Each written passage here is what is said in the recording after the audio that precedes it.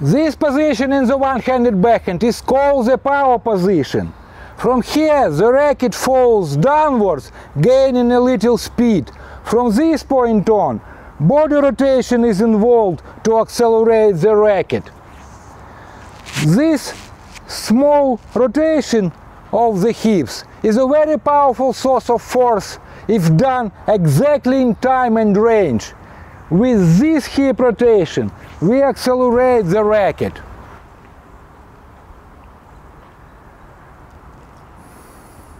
We have to start and stop this rotation at the right time. So, the racket is falling. When it reaches this position, we need to start this rotation. At this point, the work of the body is done and the racket flies freely from here to there. At the end, you can see that the elite players are turned chest to court, but it's not forced. By accelerating the racket with this body rotation, we create a catapult effect. The body stops, the racket flies faster. At the moment of contact, we need to stay sideways. This is a fundamental of the one-handed backhand technique. After contact with the ball, the racket continues to fly, maintaining inertia, and its weight pulls us to this position. You should avoid over-rotation. Bringing your offhand back at this moment will help you with that. That's another fundamental of the one-handed backhand. In order to accomplish all of this, first of all, your arms should be relaxed.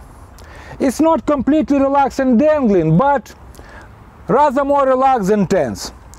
In this phase of the swing, gravity does the most of the work.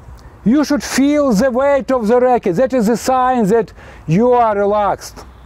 So, let the gravity do the work and in time do a hip rotation.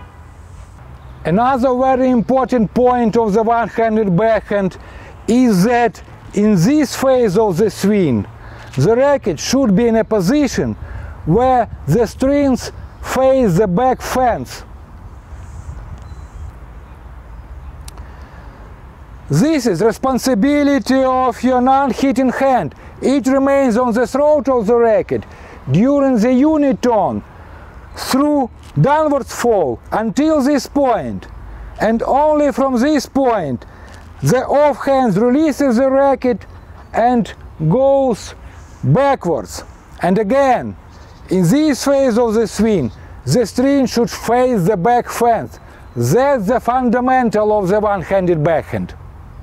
To be able to make this hip turn to accelerate the racket, you need to make this body turn, what we call a uniturn. From the ready position, you should turn your body until this position, that you are looking at the ball over your shoulder. This rotation is not enough. Don't be lazy. Turn your body properly so that you can show your opponent part of your back. During this uniturn, your head of your racket should be above the handle. That will allow you to make this downward fall in this phase of the swing. And last but not least, you have to have a proper grip. Holding the racket like this, put the hitting hand on top. In this case, the knuckle of your index finger is on the bevel number 1, which is the top bevel. The contact zone, the contact point, is well in front of you. it's further in front than you do on the two-handed backhand or on the slice.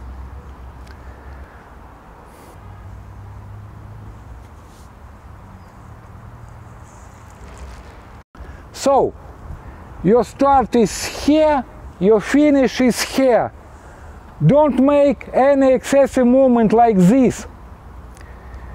You cannot control the racket in this phase when it hits the ball, because the racket moving so fast at this moment. But what you can control is your start and your finish. Your finish should be way above your shoulder and even above your head. So go from here to there. You can do it.